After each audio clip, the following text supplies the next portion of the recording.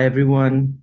Thanks for being here, and thanks especially for Dr. Fabrice Lucien-Matteoni, who is assistant professor uh, of urology and immunology at Mayo Clinic in Rochester, Minnesota. He earned his PhD in immunology from the University of Sherbrooke in Canada. In 2020, Dr. Lucien established an independent lab focusing on investigating the role of tumor-derived EVs in immunosuppression and resistance to therapy. Additionally, he leads a translational research program aimed at discovering and validating EV-based biomarkers for urologic cancer. His research is supported by NCI, the Department of Defense, and various foundations. And Dr. Lucien also serves as the co-chair of the Blood Task Force at ISEV, where he contributes. Sorry, hold on.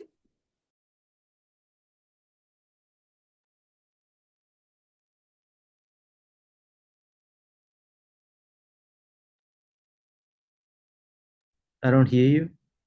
Do you? I think you're muted, Heather. We all got muted suddenly. Sorry, I accidentally muted you. I'm sorry.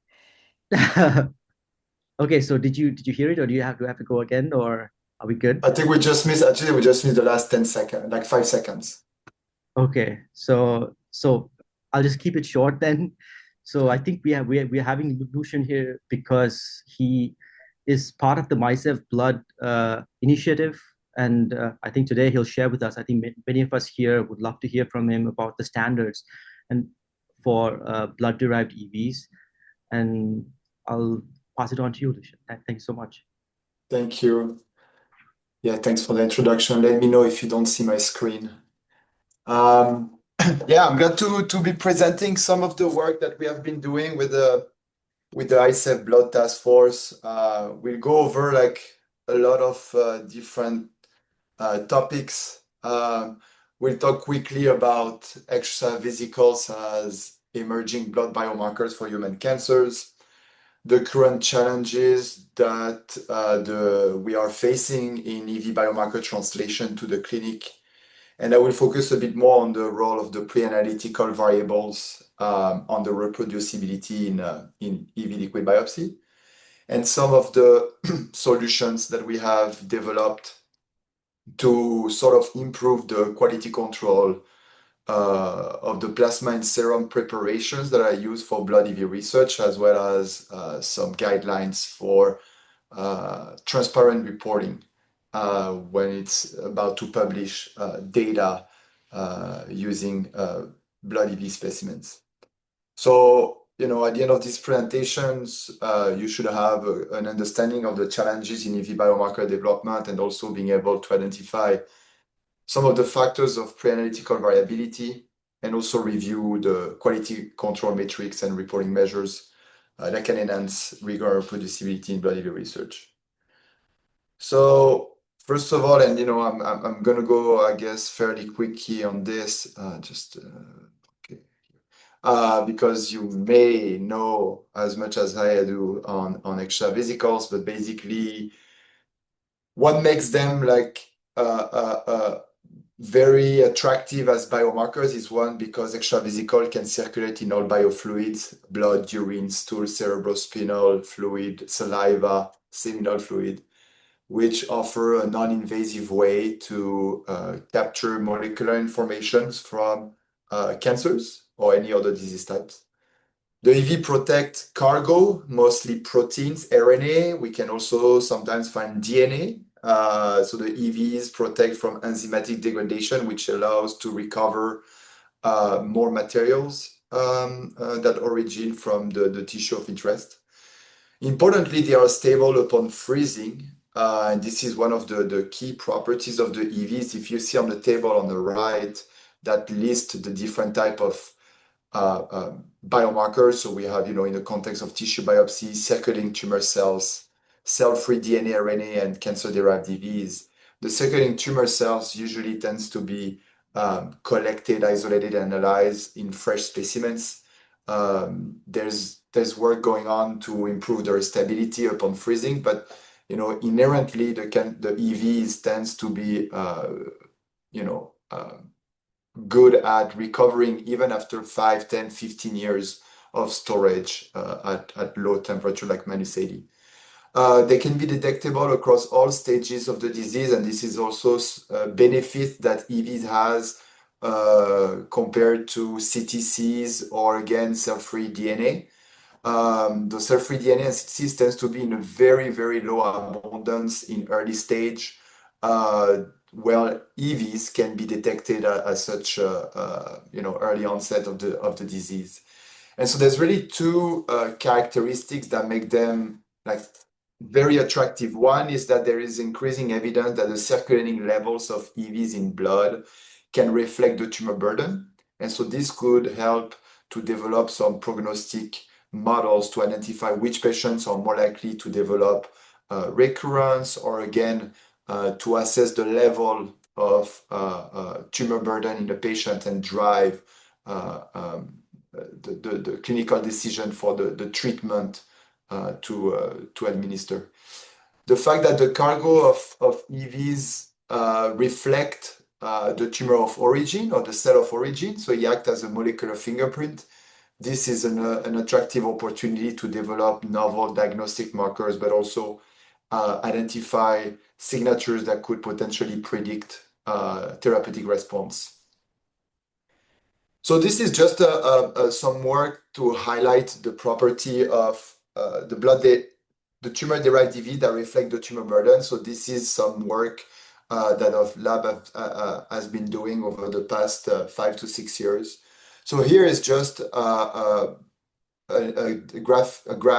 diagram of prostate cancer patients throughout different stages of the disease and the radiographic evidence of the disease. So you have patients with localized disease that receive usually surgical treatment. And at some point, some patients may develop recurrence in a state that we call oligometastatic. So that's where patients present few micrometastatic lesions in the body. Usually we use a definition of 3 to 5. So very limited lesions that could be treated with radiotherapy or again, surgical resection. And after that can progress toward a more widespread metastatic disease. So we can see like sort of the evolution of tumor burden.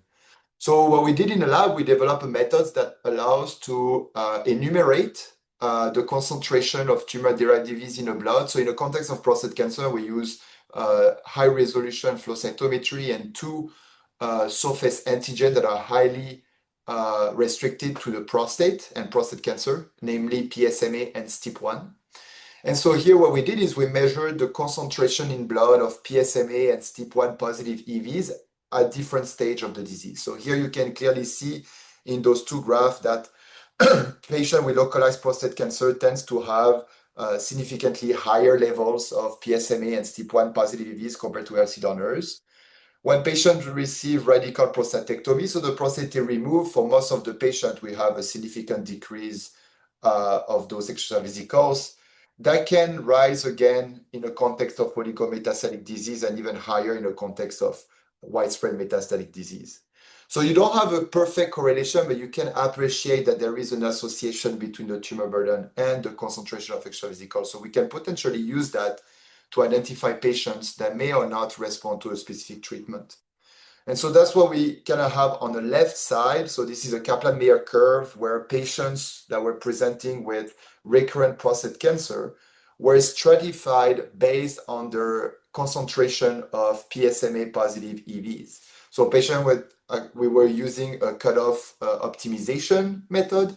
And so patients that were presenting high level of PSMA positive EVs tends to have a shorter progression-free survival compared to the patient with low level of PSMA EVs. And that was also reproduced in a different cohort here, which means that if patients present high level of tumor-derived EVs in the blood, that could be associated to high tumor burden and then a higher risk of develop progression after treatment over time. And this was not just demonstrated by our group. There's another group from Netherlands who used the cell search system, which is usually employed for detecting circulating tumor cells. So it's a fluorescence imaging-based method.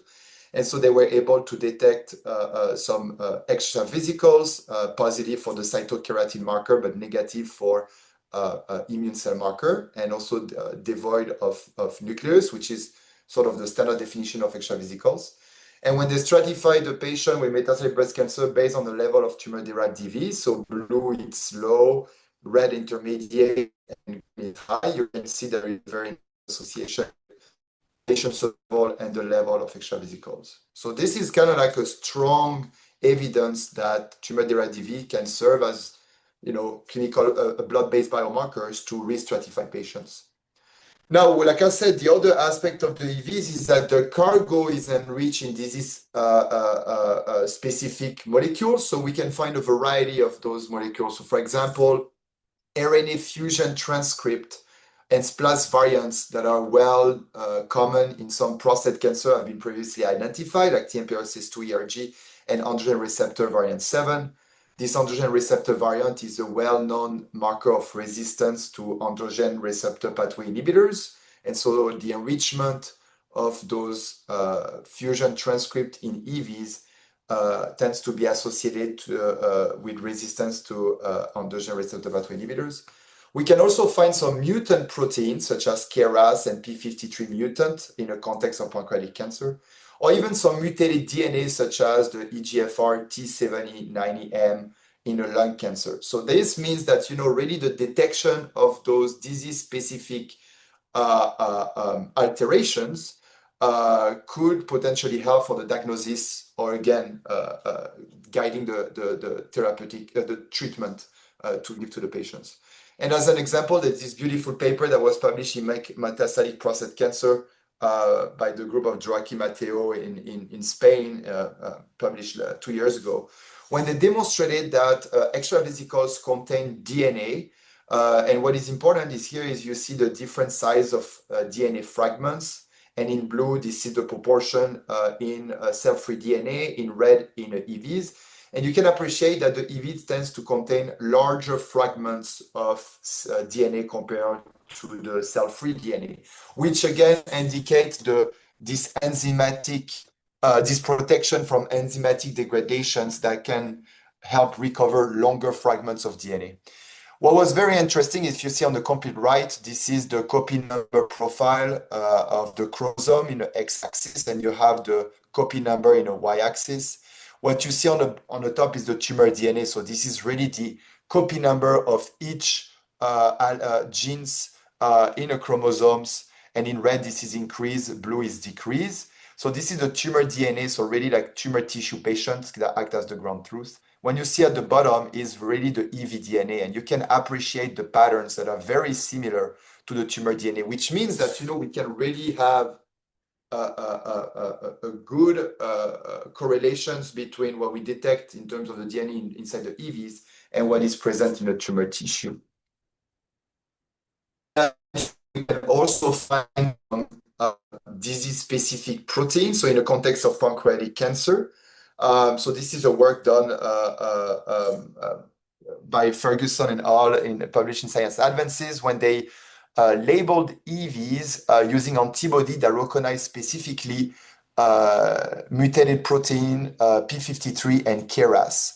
So this is just an image that demonstrates in red. So this is fluorescence imaging. EVs are coded on the slide and they use detection antibodies.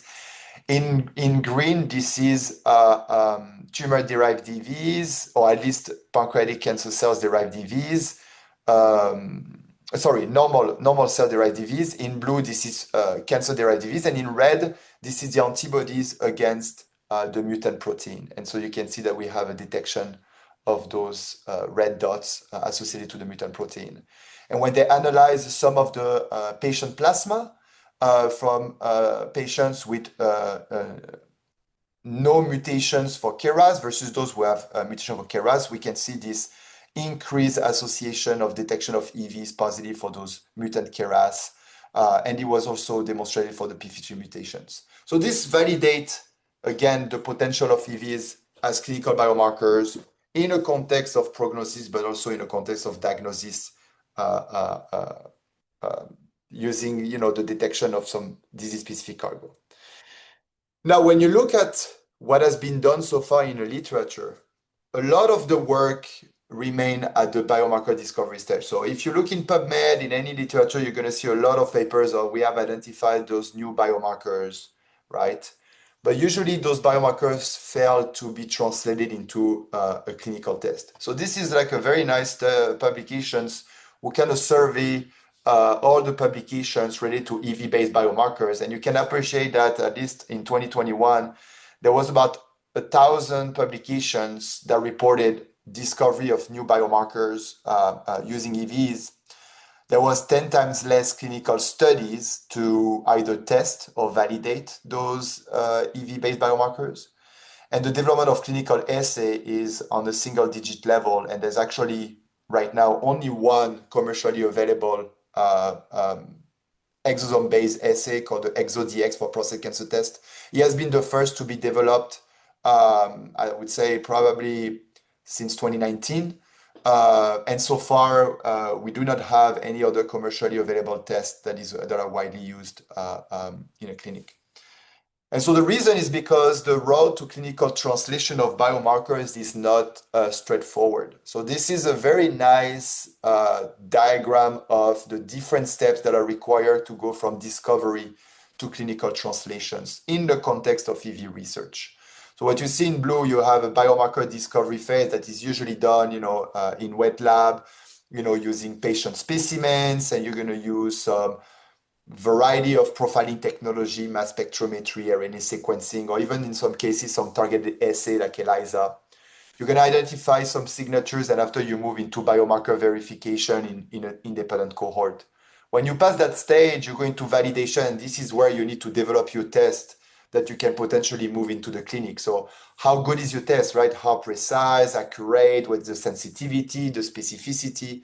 And after you validate that in a larger clinical cohort, to after move into clinical translations and make sure that you fulfill all the regulatory requirements by to develop like an in vitro diagnostic or a laboratory developed test. Now, when you see at the bottom, this is the numbers from the NIH Early Detection Research Network, which is an entity that kind of support the development of biomarkers and the translation to the clinic, not necessarily on EVs, but really like any type of biomarker for early detection. You can appreciate by the numbers that most of the biomarkers are at the discovery stage, about 56% of them. And more you move to the right, you can see the number decreasing with only less than 1% that really reach sort of like clinical validation and after clinical translations. This kind of workflow takes about 7 to 10 years to conduct. So it takes a significant amount of money, a significant amount of effort, and also some rigorous discovery and validation pipelines to make sure that what you get is meaningful. So something that I really like to emphasize is why are we struggling to translate what we discover into the clinic, right? Or at least having validated biomarkers. And so there's different pitfalls. The first one is sometimes we discover biomarkers that are not essential for clinical decision making. So that's this kind of pitfall is usually, I would say, could be overcome by having some interaction and discussions with clinicians. They know what's the clinical challenge that you need to overcome. More than we do, like for example, myself as a scientist, right? I can read papers, but it's only when you talk to some physicians that you realize what is really the clinical unmet need that we can help to tackle together. Post-discovery and underpowered studies. So this is something that is very important. Sometimes we do not necessarily have the money to run 500 patients, so we don't have the specimens to run 500 patients to do our discovery. So we tend to do a lot of discovery phase with very limited numbers of samples, and that could create what we call statistically underpowered, meaning that the differences that you see, you won't have enough samples to have enough power to detect statistical differences. Especially when you have techniques that can have a lot of variability in the detection. Pre-analytical variability, and I'm going to focus more on that, and also analytical variability. So analytical variability is really about the technology that you will be using. Every method that we use, ELISA, mass spec, RNA sequencing, imaging, they have limit of detection. They have limit of quantifications. They could have also a lot of variability between replicates, depending on the method that you use, especially for EVs. So those can introduce some bias, and also this variability can lead that why on my first experiment I'm able to see differences, but not on my second. And as a matter of fact, there's a paper we demonstrate that pre-analytical variables in blood collection. So when we talk about pre-analytical, we're talking about blood collection, processing, storage, and maybe like towing. So those pre-analytical variables can account for more than 50% of the laboratory errors at the biomarker discovery stage. We can think about the presence of residual red blood cells that would fragment, called hemolysis, clotted specimens, also in some context, insufficient sample volume to have, to pass above the limit of detection. Was interesting also, there was a publication in 2015 that looked at the cost of irreproducibility. And so here is really like all those different pitfalls when we move, like one of the reasons why those biomarkers cannot go from discovery to the validation is because we cannot reproduce those data. If I use a completely different cohort and I don't see the same signal, you don't reproduce the initial signal that you have. There is a cost. And when you look at what are the driving factors of irreproducible research, preclinical research, you have biological reagent and reference materials that count for more than 36%.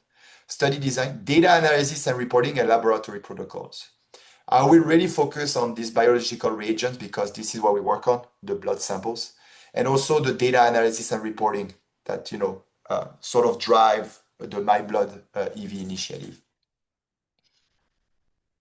So before we dive a bit more on the pre-analytics, I want to bring some key features of the EVs that somehow could explain why we're struggling so much in developing biomarkers. So yes, the EVs, we can detect them across different disease stages, but we might agree altogether that the fraction of tumor-derived EVs that circulate in the blood is a minor fraction of the total particles, right? So the majority that what you're going to detect in blood is lipoproteins, right? They outnumber the EVs by maybe 10 to the 5, 10 to the 6 in concentration. But among the different circulating EV in the blood, the majority, so 90.8% of the plasma EV is based on deconvolutions analysis of RNA-seq data. 99.8% of the plasma EV origin from blood-borne cells. And so you're going to have the majority coming from the platelet. So platelet-derived EV is the most abundant type of EVs in the blood. And after you would have B-cell-derived EV, T-cell, red blood cells, and some more discrete immune cell subtype like monocytes and neutrophils. Now, among the 0.2% of plasma EVs, you're also going to have not an equal distribution of those EVs. So some comes from the adipose tissue, the muscle, the liver, the lung. And so some of the smaller organs, you can think about, for example, the prostate, or even based on the location, like the kidney, the bladder, those organs tends to be less vascularized or at least irrigated, and the release of the content into the blood is very, very minimal compared to the liver, which is highly vascularized or perfused. And something that we did in the lab, as a matter of fact, something that is important is also that when you collect the EVs using any techniques that you have, usually you co-isolate some soluble proteins, right? So this is just some EVs that we collected from 16 individuals from plasma. We use a size-electron chromatography to separate the soluble protein from the EVs, and we do the ultracentrifugation to enrich our extravesicles. When you run proteomics, and let's focus on the blood here, when you run proteomics and you look at the identity of those proteins, you can see that there's still a lot of albumin, apolipoproteins, immunoglobulin, molecule of the secretome that are associated to your EV, populations, but they're not necessarily, part of the EVs, right? And that's where this now growing evidence that the EVs are decorated with a corona that contains sugar, clotting factors, immunoglobulin that kind of sort of protect the EVs. They can have some immune activities, but also protect the EV from clearance.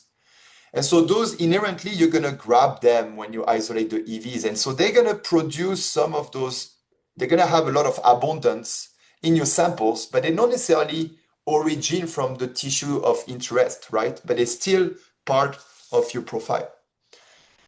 And when you do the survey about the community that we did a few years ago for developing MIBlood-EV, is like, what are the major confounders in blood EV research, right? What do we consider as the factors that influence the downstream analysis of the EVs? And so we interrogated the blood EV task force. We constitute of experts with more than 5 years of experience on blood EV research. And we had about, like, I think about 20 individuals, and we also interrogated the broad EV community. So there was about 150 respondents. And what you see is the same results. What are considered as, what's the level of concern in terms of those different components, erythrocytes, platelet EVs, as acting as a confounding factors in blood EV research. But you can appreciate that platelets, residual platelets, platelet-derived EVs, for those who don't work on platelet-derived EVs, but non-vesicular external RNA, non-vesicular protein, lipoprotein, they all consider as some important factors that can sort of confound your data in blood EV research. And so why I'm saying this is because the difficulty that we have in EV research compared to, let's say, cell-free DNA, I would say that, in a very simplistic manner, is that cell-free DNA, one of the main focus is detecting mutations that occur in cancer.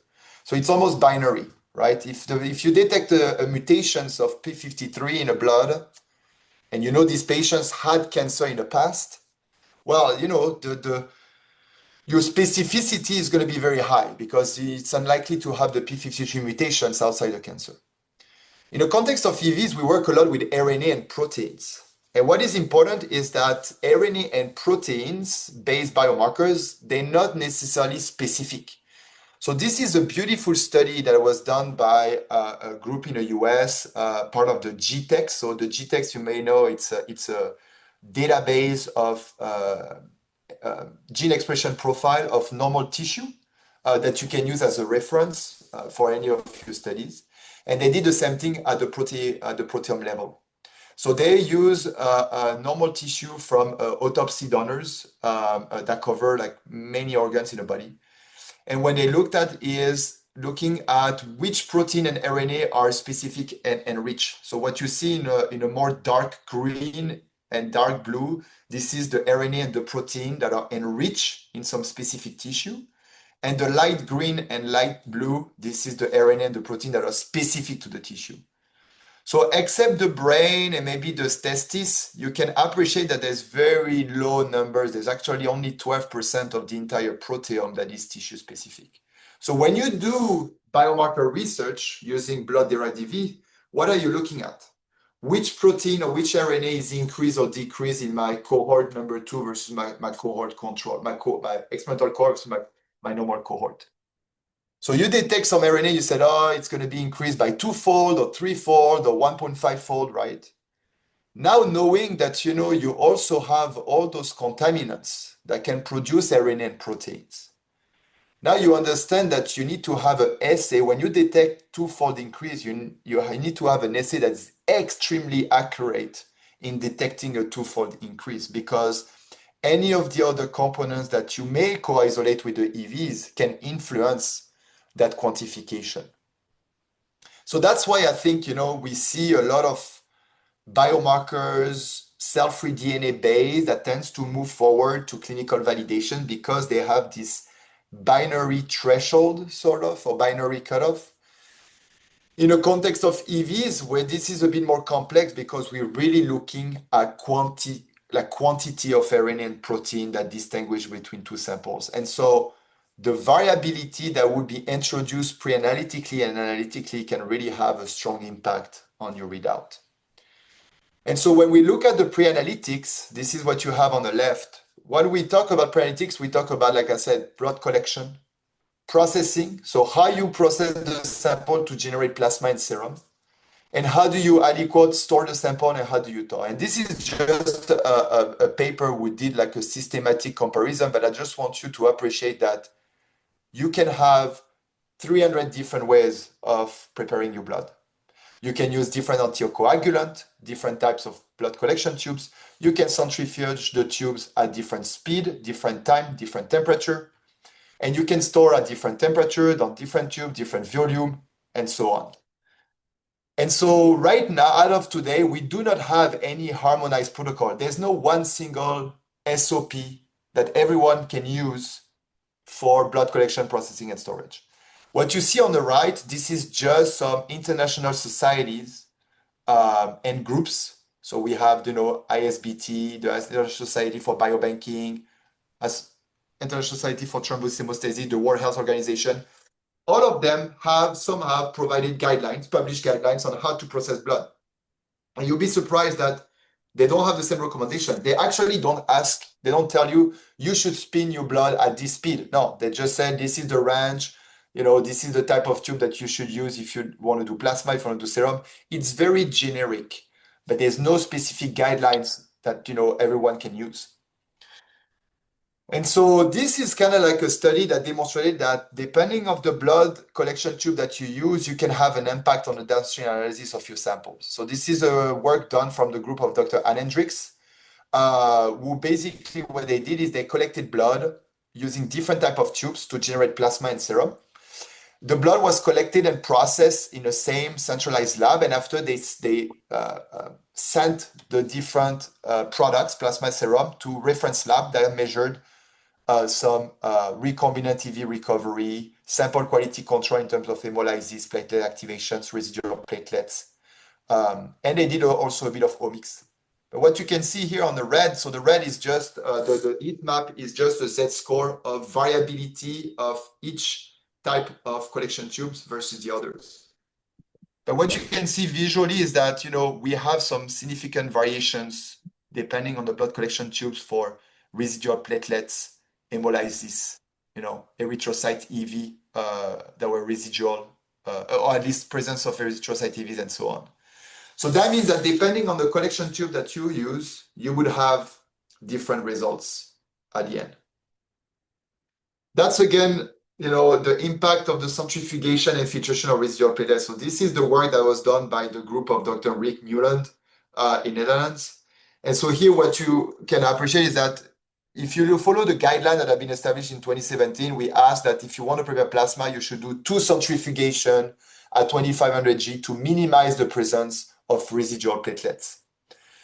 If you do 1 single centrifugation, you may have some residual platelets. So here what you see on the top is the concentration of platelet in dark and EVs, total EVs in white circle. And when you have two-step centrifugations on the lane 1, lane 2, and you have single-step lane 1 and lane 3 and lane 4. Lane 4 was a 5000 G centrifugation versus the lane 3 was a single-step 2500 G. What you can see, let's focus just on the 2 when there is the statistical significance. When you spin only once your sample, you're going to have a lot of platelet residual in your sample, right? If you spin twice, you're still going to detect some platelets, but it's going to be drastically reduced. On the bottom, what you see here is just measurement of platelet concentration in different plasma samples from different studies.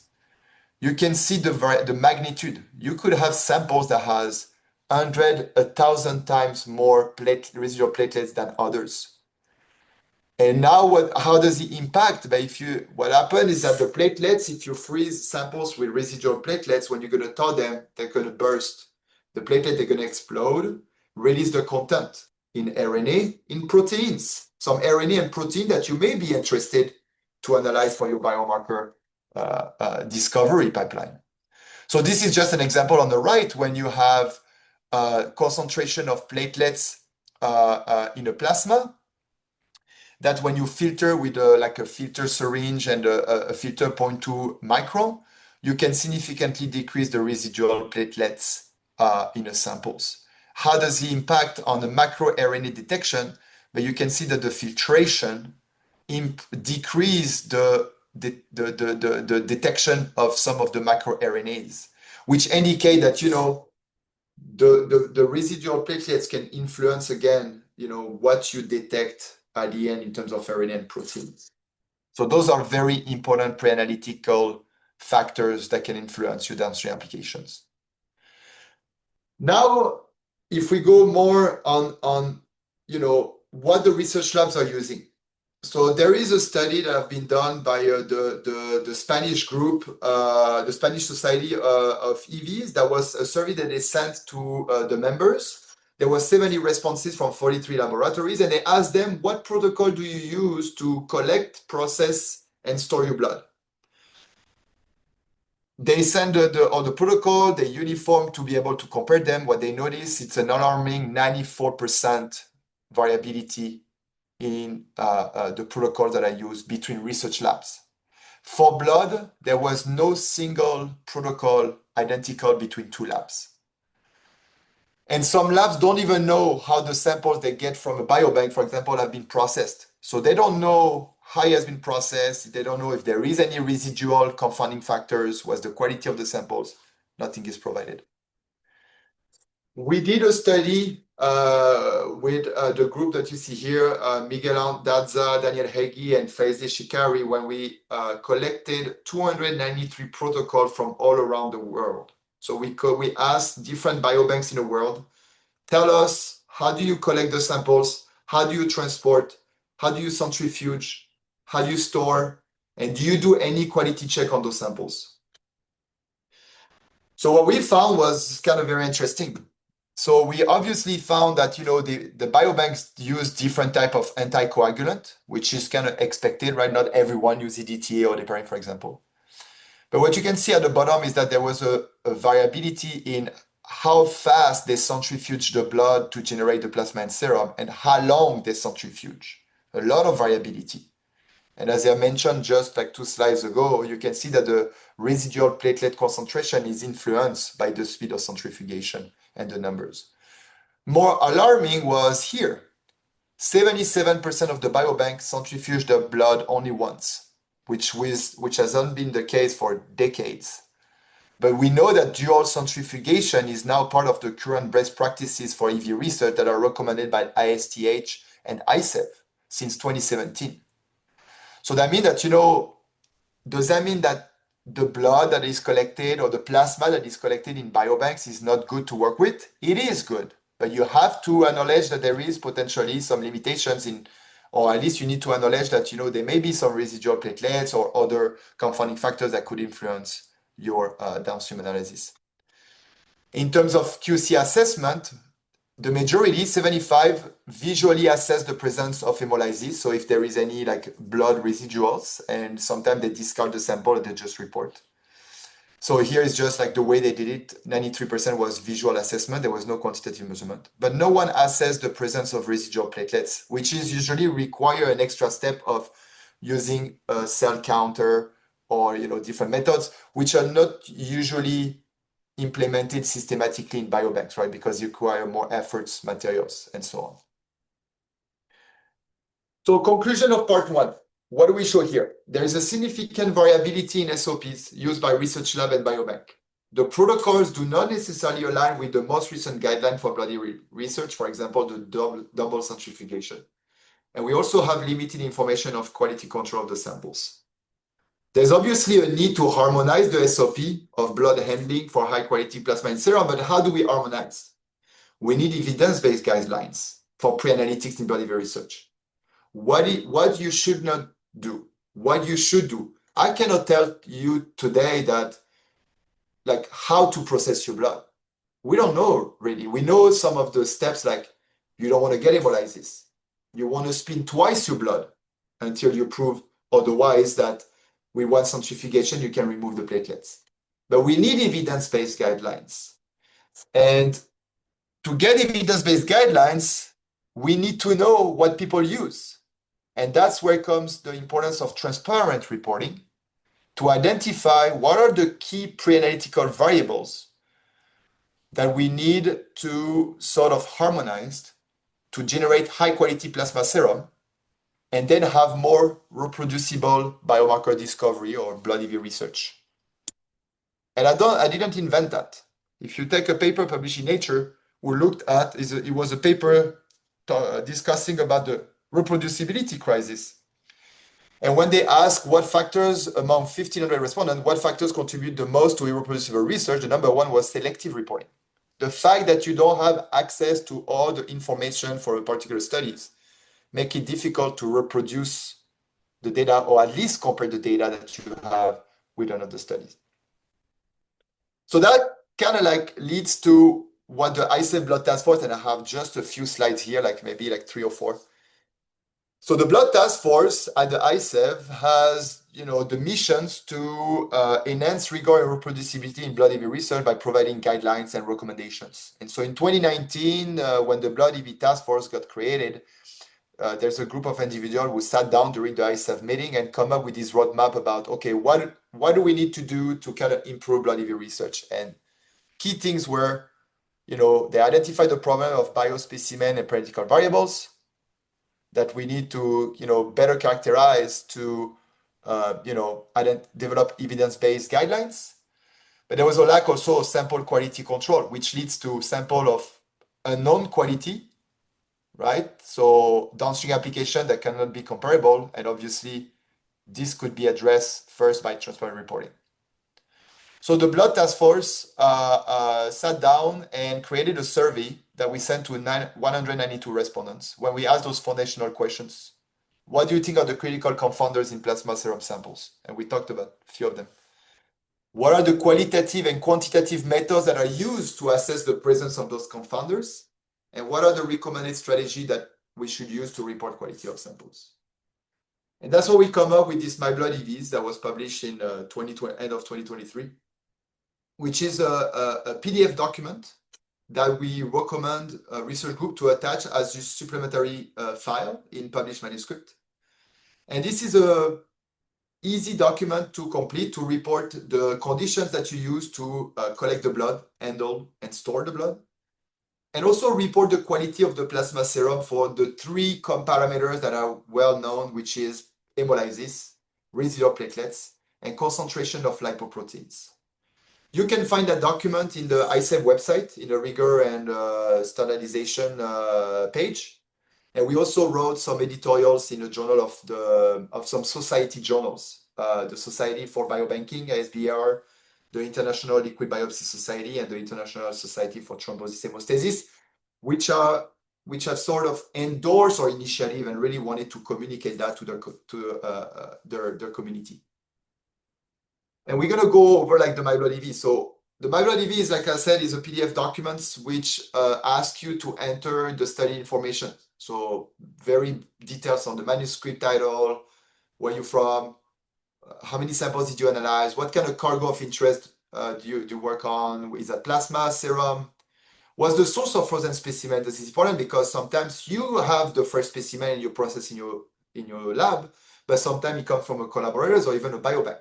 So, there's some information that you may not have, especially from biobanks. So, we understand that some of the sections you won't be able to complete.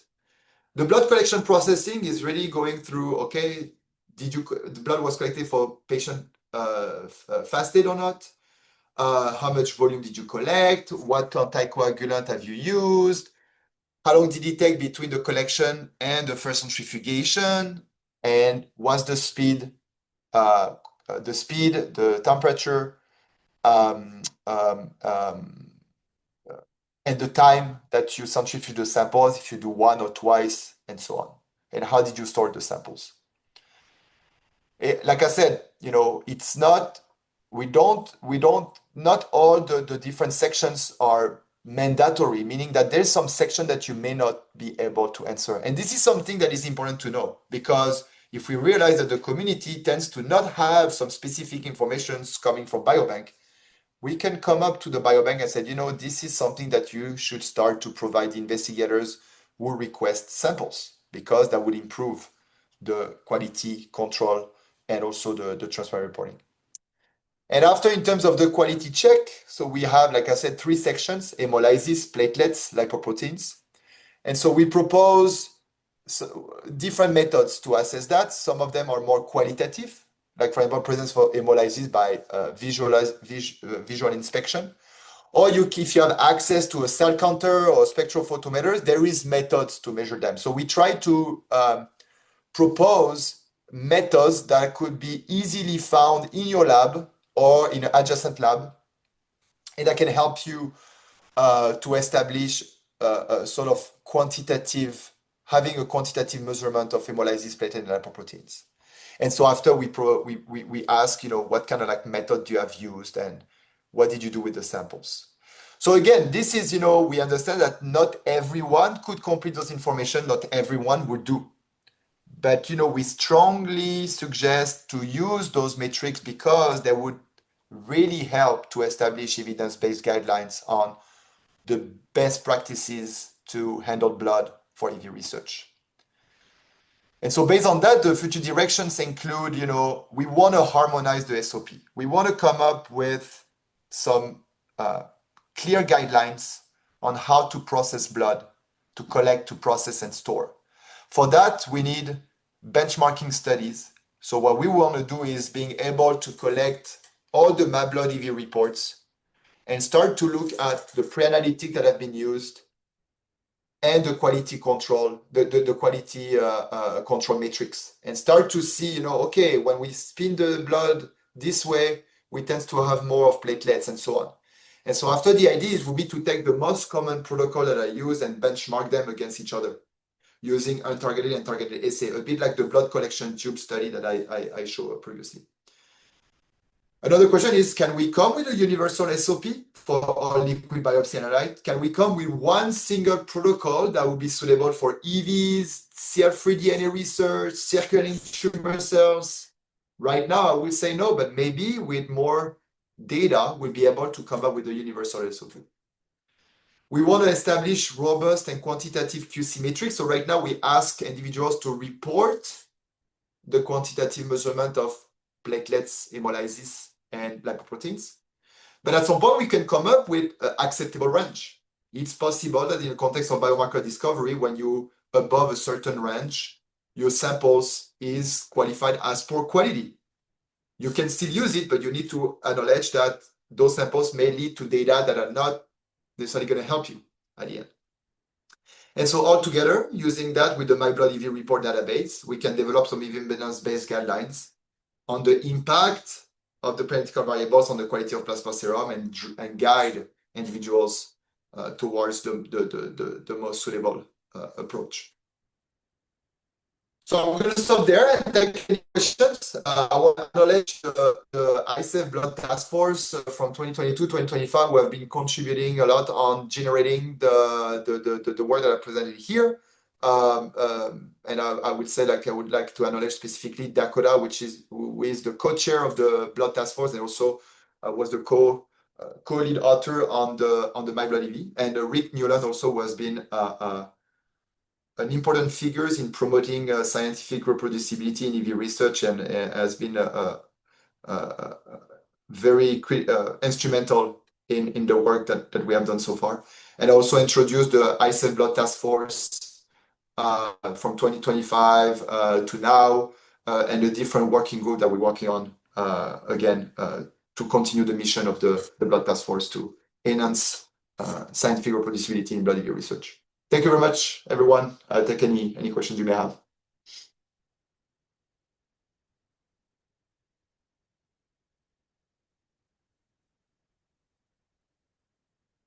You're muted, Heather. You're muted. Thank you. Thank you for your great presentation. I learned a lot from you. I also work from blood. I didn't realize that it was not so standardized. Although I kind of gathered that, but I wasn't sure. So now I know. There is one question I'll provide first, and then I also have a question. The first one is, it's a multi-question question. If you have access to biobank stored samples not yet thawed, can you do the to the second centrifugation when receiving the samples. So one sample before freezing, one after, or one centrifugation before freezing, one after thawing, or does it activate remaining platelets too much? That's a good question. I mean, I would say yes. I mean, I'm going to talk from my own experience. So we do, every time we thaw samples, we do centrifuge after thawing the plasma just to remove any potential precipitate aggregates. We do like a 13,000 G for, 2 to 5 minutes. So now, I mean, is that going to have an impact on the remaining platelets? Potentially, I would say, I think one of the most significant issue with having residual platelets is at the time of freezing when those platelets can burst upon freezing, and so that will release the content. So even if you centrifuge afterwards after thawing, you're still going to face the problem of having some platelet-derived platelet contaminations in terms of the content in your samples. But I would still suggest to centrifuge after thawing to make sure that you have a clarified plasma and not aggregates that may or precipitate that may impact your downstream analysis. Thank you. So have you thought, I used to do a HIV study with Equipol. Have you thought of doing this kind of setup where you do an audit and you have you have standard samples that you send to different labs? I mean, eventually once you standardize things. So this is this is a very good question. So this is what we have in mind for the benchmarking study. So what we would like to do is, a bit like what the blood collection tube project and Hendrix did. It was, I think, a super well designed. So you would have a centralized lab that would process the samples, and we can spike recombinant EVs to process the samples according to, let's say, like 4 or 5 most common protocols. And after store and ship the samples to the labs that have one expertise in RNA-seq, the other one in flow cytometry, and so on, and kind of create that sort of like comprehensive assessment. Now we're working on that with some of the individuals on the task force. Now we try to come up with, okay, what should we test first? Because as you know, we could have like 150 parameters to test. So I think right now I would say the critical thing is what's important for us. I think is like centrifugation, right? 2 versus 1. I think that's the key thing. And after the blood collection tube, but I think blood collection tube, what is important is that we have a lot of motivations in a lab, and we would be amazing to come with one single protocol, but we have to also understand that the clinic, we're dependent on the clinic that collect those specimens. So sometimes, if you said, oh, no, I don't want to collect under heparin, I want like EDTA, but maybe they don't collect in EDTA and you won't be able to detect in EDTA. So we need to accommodate. But yes, the idea is to develop a study where we will have different labs that will assess the quality of the samples, but everything will be those reference samples will be generated in a centralized lab. Okay, thank you. Here's a comment. Maybe it will also be useful to add a yield section for different separation methods and after removal of lipoproteins, for example. Well, that's a good comment. So I would say it's a bit beyond the scope of what I was presenting in the sense that, I would say that our endpoint is storage. Now, we have a working group on ISEV that work on EV preparation, right? So you thaw the samples and you process with your favorite methods the samples to sort of enrich the EVs. And so according to the MISEV guidelines and also with the recommendation of the task force, we are working on a document to have some like minimal informations to report for EV preparation. And I totally agree with this comment. I think, it's an important limitations in terms of reporting the yield. I think, yield purity using some commonly used methods. So I'm thinking, for example, like particle to protein ratio, or measuring. If you have access to a flow cytometer, you can measure lipoprotein with a lipoprotein marker. But at least coming with some of the key metrics. I think it will be very important. They will be surprised how variable it could be, even with the same method. So that's a very good point. Okay. Yatem, your hand is raised. Did you have a question? Yes, I do. Can you hear me? Yes. Yeah. Okay. First, thank you so much for this Kachu presentation. I was really enjoying. I have two questions. The first thing is in biomarker discovery, have you considered the nature of EVs, like the EV heterogeneity? Because we know that the EVs produced from a single cell are really heterogeneous, and then it's really hard to find a single biosignature. And the second one is like the platelet contamination, because I'm working on plasma, and we try to do a double centrifugation and then filtration. And when we do the flow cytometry, we still are seeing this platelet derived EVs, because due to the nature of the specimen, we know that less than 1% is tissue derived, and then the other is the platelet derived. So what is your suggestion on this? And maybe the third question is, in case of lipoproteins, I know that some of the colleagues are doing method combination to remove this contaminant. So do you have any So I think I'm information gonna about? okay.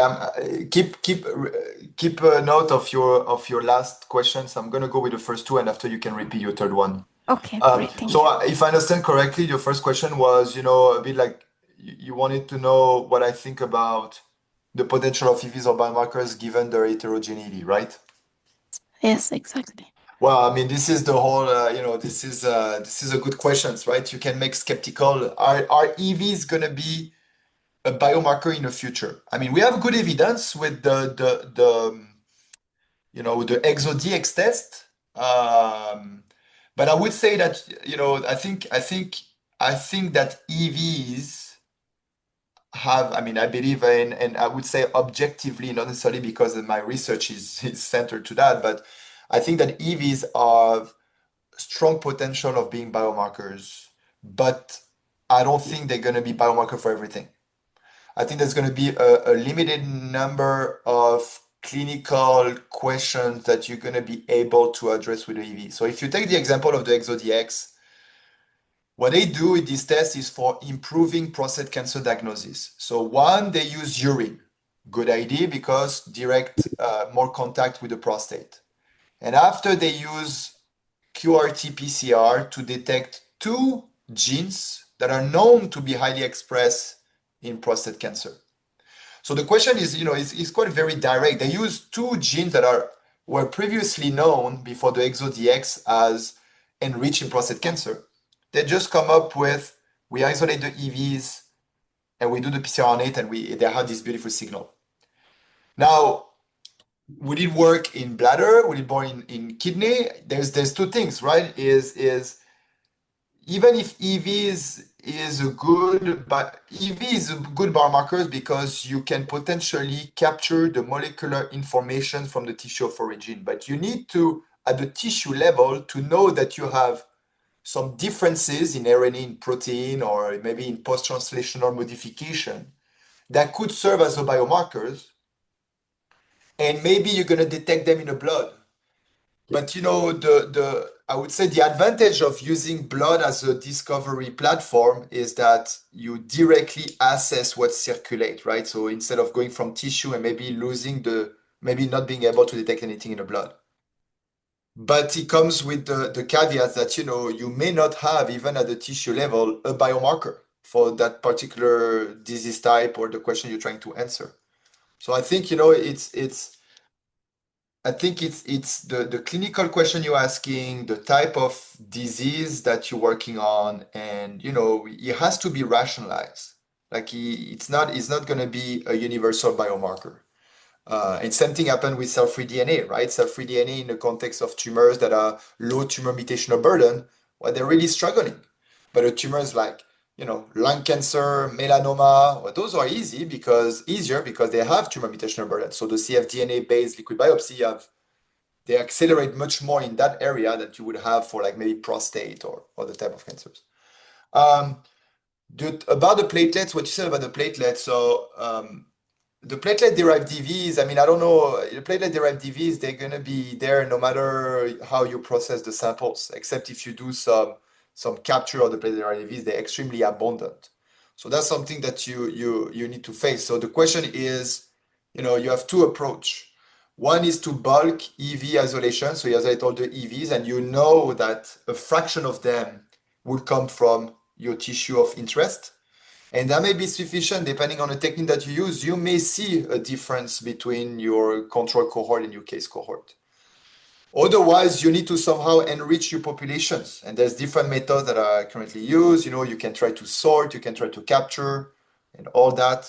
But right now, the platelet-derived DVs will be present no matter what in your sample. So that would be kind of tough to eliminate.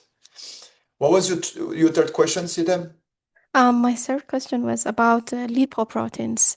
Do you have any suggestion in combining different methods of the isolation of EVs to eliminate them? Yeah, I mean, every technique has a trade. Every technique has, lead to imperfect pure. It's a trade-off, sort of. So each technique, you can really combine technique and really push to have the highest purity that you want.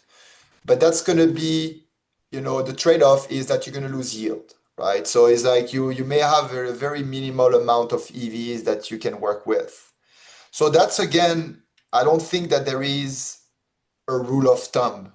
I mean, my lab, we don't even use different, we don't focus too much on the lipoproteins because we either use single vesicle analytical method like flow cytometry, or even if we do, multi-omic profiling, we do like some SEC, maybe some intracentrifugations, but we don't remove much of the lipoprotein. We know they're there. They influence the data, but we try to get a high yield of specimens. So the trade-off is the purity. But some others may want more purity. So it depends really on your question. If you want more purity, you're gonna have to use a combination of methods, gradients, centrifugations, ion exchange chromatography and all that. But there's a trade-off in terms of, like how much materials you're going to get at the end. And also, if you run the same method over 50 samples, are you going to have exactly the same yield, right? There's still a user, dependent variability also, a user variability on doing those techniques. Yeah, I don't have a solutions, but I think it's a trade-off of yield versus purity. Thank you. So it's a few minutes past 5. There's like 3 or 4 more people who have Yeah, questions. you can go. I can take 5 more minutes. That's fine. Okay, John, did you want to ask your question? Yes, thank you so much for Fabrice. It was like an amazing presentation. I specifically like the slide where you show discovery to what's really applicable, like the XODX graph. So like I have a question about regulation. Like here in the US, I don't know if there's any exosome diagnostic that's FDA approved. I think most of them are CLIA certified labs. And are you working, is the MIBlood initiative working with these bodies to maybe, because I feel like the CLIA certification still doesn't account for EV research. It's mostly for blood-based protein assays, with same thing, platelets. So there any conversations going around that? And so yeah, so I won't say too much because I'm not an expert in regulatory affairs, but I think you bring an excellent point. Well, I mean, what I'm going to say is we have some individuals on the task force who focus more on sort of the regulatory recommendations, right, for the development of CLIA test. We also gonna have, and I mean, I'm gonna just slip it there at the ISEV annual meeting, in the morning of the education day, outside of the room of the education day, but like for an hour, we're gonna have a working group, a joint sessions with the ISEV ELBS working group, which is working with the European Liquid Biopsy Society, where their focus is really helping the EV community to understand more what are the regulatory requirements to develop a clinical test. Because I think there is a disconnect a little, like you said, not only in terms of the biomarker performance, but also in terms of the test that you will be developing. The only thing I would say is that, I think the only thing I would add on that is that in a big picture, we really early on EV biomarker research. Like I feel it's like there's so much that has been done, but we're actually beginning because if every day we try to improve technologies to study EVs, and at the same time we try to discover biomarkers, right? And so I think 20 years ago the biomarker discovery work is completely different what we have today. We start to have dedicated methods, calibrated tools. We start to have more reproducible data across platform and all that.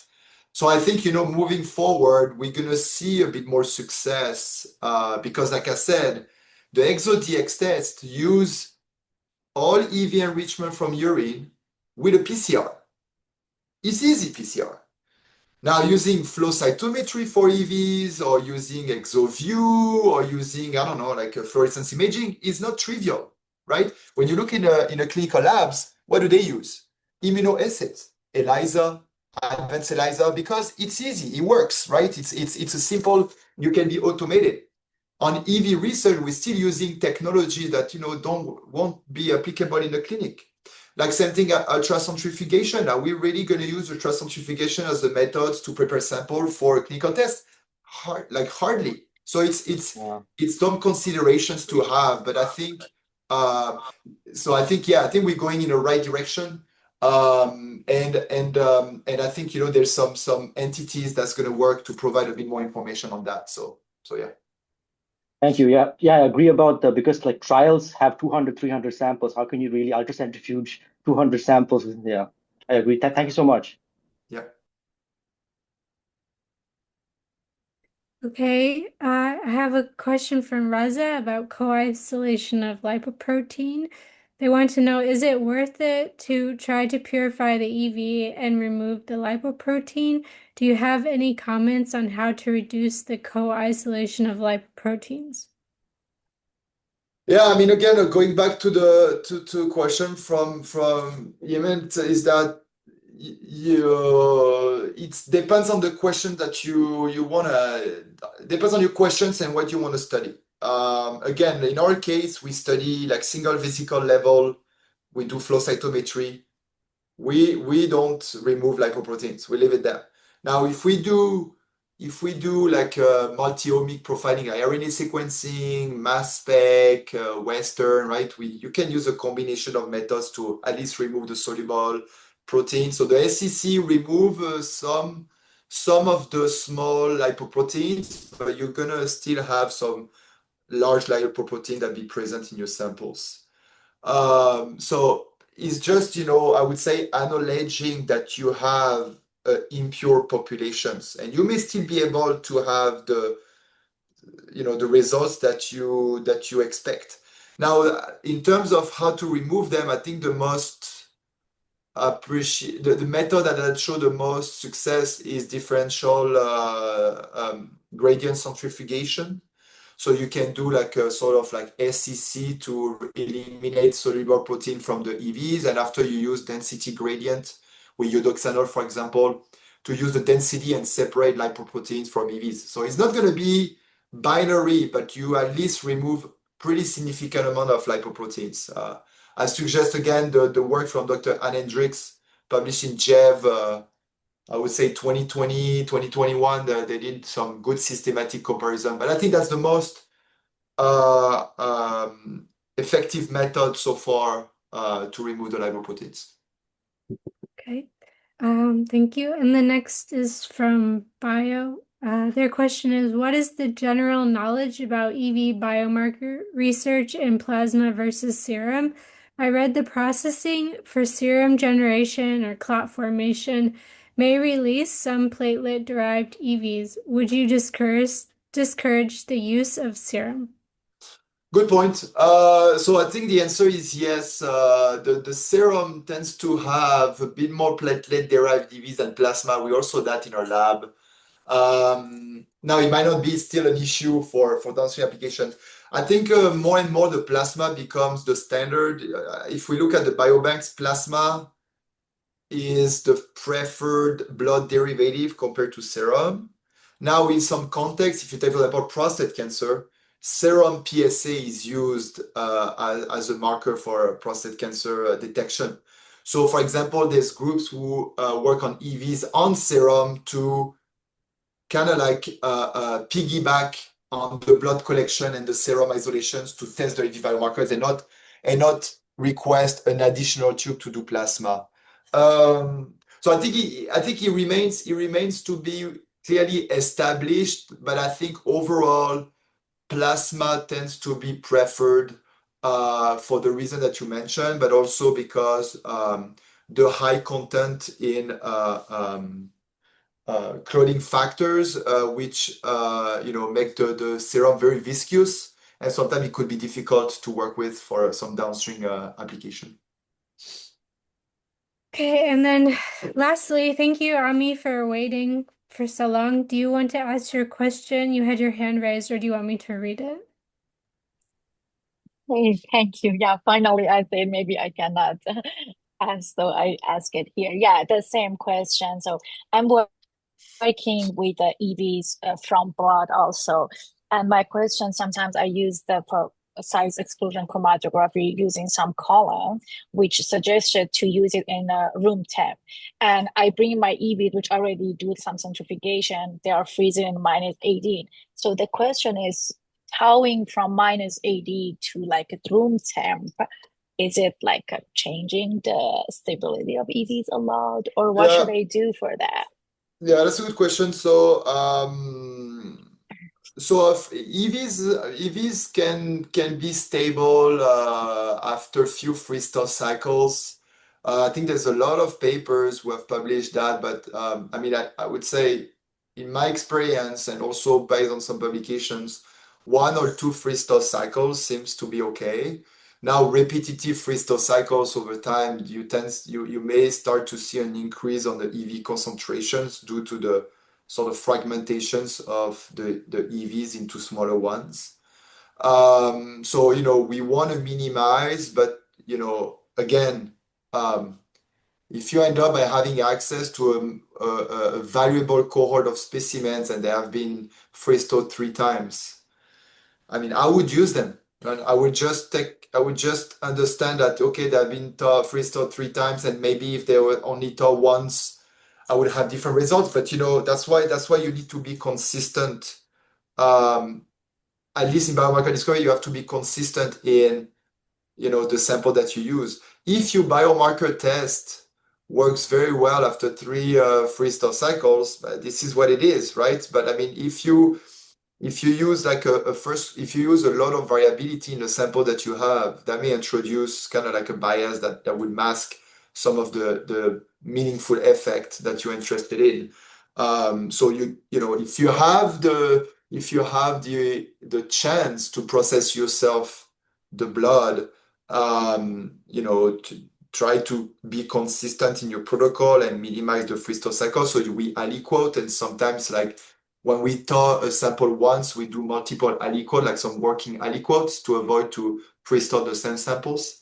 And in terms of the SEC column, so usually what is recommended, but again, I don't know if it's like a clear guideline, but what we do is we thaw the samples at 37-degree bath. So we try to thaw very quickly the samples. Once it's completely thaw, we can leave it at room temperature to do the SEC. That's what we use quite often, and I think you'll be fine.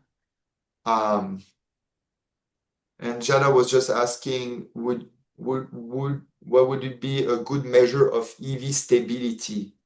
Well, I mean, you will need to define what you mean by EV stability. What stability means for you? I don't know if you're here, Jada, and you want to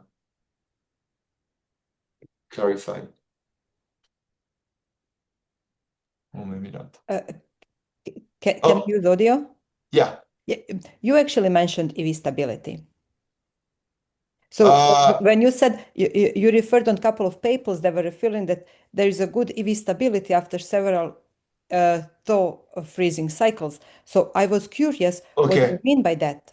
So Okay, this is I why was came with this talking, question. sorry, EV recovery. So stability meaning that, similar particle concentration. Correct, but there are many papers showing actually that RNA is degraded after several freeze-thaw cycles. Yeah, it's Concentration possible. maybe yes, but the content is a problem. Yeah, it's possible. I mean, it's possible, and that's good that you bring that up. So when I was mentioning EV stability in the context of freeze-thaw, it's really in terms of the total particle concentration. And yes, definitely that the freeze-thaw may affect the integrity of the RNA in the samples. I don't have much evidence in my mind, but yeah, it would make sense. It would make sense. Yeah. Okay, well, thank you so much for your presentation. I have to end it though. We're a quarter after. Maybe if you guys want to reach out outside of this, if it's okay with you, the best way to reach you. Yeah, absolutely. You can provide my information. Happy to answer any question you may have.